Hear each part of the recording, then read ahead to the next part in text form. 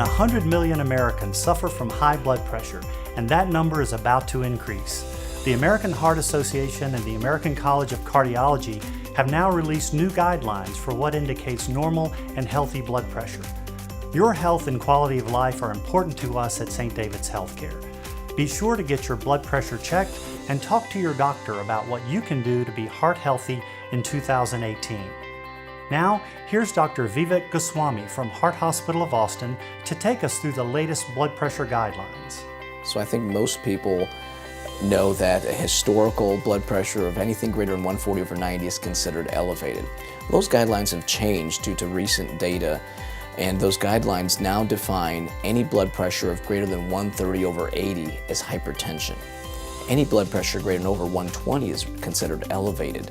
If you have a systolic blood pressure of 130 versus 120, the chances of experiencing a heart attack or stroke are twofold. So you double the risk of having a stroke or heart attack just by having a blood pressure of 130 versus 120. What's important though, even though millions of Americans will now carry a new diagnosis of high blood pressure, that doesn't necessarily mean that millions of Americans will require medication. Really the goals of these new definitions and to label people as having high blood pressure with any blood pressure greater than 130/80 so they can implement diet and lifestyle modifications at an earlier stage. And some of the things we can do right off the bat are increasing our exercise and activity level. We can reduce our dietary sodium intake.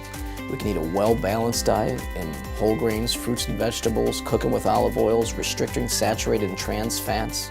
We can reduce things like alcohol intake. And if you're smoking or involved in nicotine, you really want to restrict that out of your day-to-day habits. Oftentimes, these diet and lifestyle modifications can get your blood pressure back in that range where we feel it's healthy without taking medication.